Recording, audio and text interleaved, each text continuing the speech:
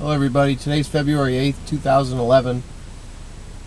I wanted to respond to a few comments I've had on my video I did about Robert Kiyosaki predicting $6,000 an ounce silver in the next few years.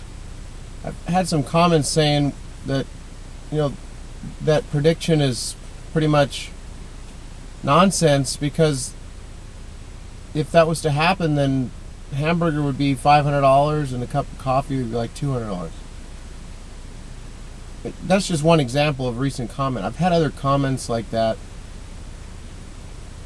The problem with those comments is that they're only taking into account that silver is going to rise because of a depreciation of the US dollar and because of inflation. That's not the only reason why silver is going to rise. Supply and demand has a huge impact on silver. And with the amount of silver available for investment, it just seems sometime this year we're going to have shortages. I mean, the demand is off the charts right now. Like Silver Eagles, American U.S. minted Silver Eagles. I did a video recently. 6.4 million bought in January 2011 alone. And, in China and India, the people in the Asian countries and China, they've had their life savings decimated in the past. They know what it is to face hyperinflation, to have collapse of the currency.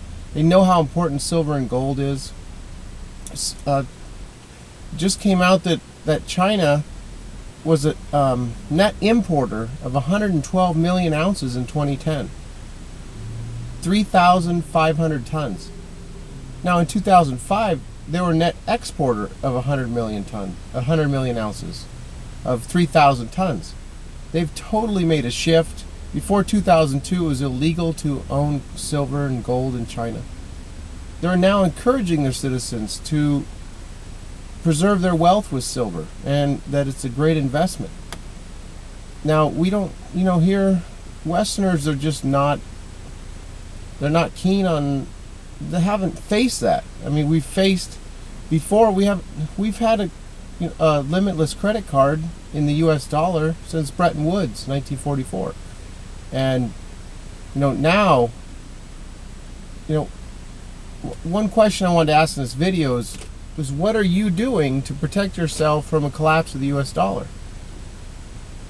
This is becoming more and more evident and more real. A real situation that's facing us Americans is a collapse of our currency. We haven't had this.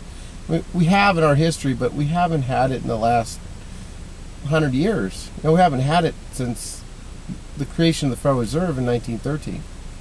But it has lost 97% of its purchasing power. There's a bill in Mexico right now to monetize silver. And if this goes through, that should easily push silver up towards $50 an ounce.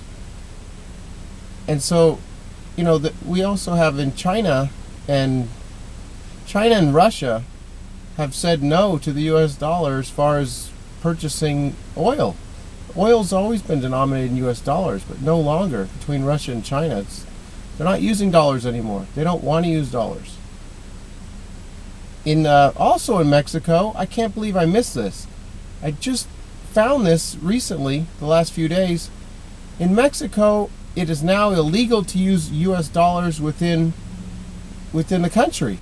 So in order to purchase things in Mexico now, you have to convert your dollars over to pesos. This will help, maintain the strength of their peso as the dollar continues to lose purchasing power. As the Feds and Bernanke's printing up trillions of dollars, they're protecting themselves by doing this. And this will also, it was often said that the U.S. economy is being hurt by all the money that the illegals was sending home to Mexico. The U.S. dollars they were making here, they were shipping them home. Well, those dollars are going to be coming back home now. So that'll help with our inflation and have more dollars floating around here, to push up our fuel and food prices, which are the most immediate things that we notice, and then all the other things, inflation that's going up.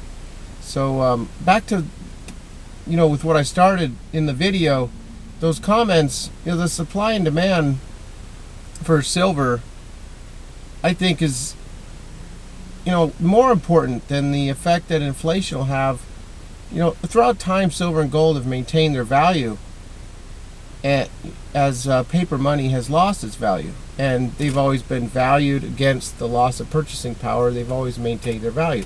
But we have a situation with silver that we've never faced before. The price has been compressed. There's actually more gold right now available than there is silver. Silver's more precious right now than gold as far as an investment. That's not being reflected in the prices. You have to remember, we're on a total paper system. I don't understand how this happens slowly over time, but a dollar bill used to say silver certificate on it. The bearer of this note can exchange it for $1 silver. The paper was just a receipt. It wasn't money. And then somehow it became Federal Reserve note and the paper became money. That's like I heard an example recently, you take your coat in to check it in as you're going to eat at a restaurant, and you come back and the ticket you have, they say, well, that's your coat. No, it's not my coat, it's a piece of paper. But that's what's happened with money. The money was the silver. You used to be able to take the receipt and get the silver, and then all of a sudden they said, no, that paper's your money now. It's totally ridiculous. They've been able to pump the paper up to 14 trillion, and then there was so much available to just hold the price of real money, silver, down. And this is all correcting itself. It's all, it's all hitting the wall now. So I just don't understand why there's not more people protecting themselves. It's because they don't know. You're not going to have a financial advisor or a broker telling you should buy physical metals and hold them in your possession. They're not going to tell you that. They operate off of fees and commissions. That's how all the people on Wall Street have made millions of dollars. It's all on fees. It's all just passing paper around. They're not producing anything. They're just moving paper around, making themselves rich, and then through inflation, they're stealing all the wealth of all the citizens. I don't know. This whole thing's coming down.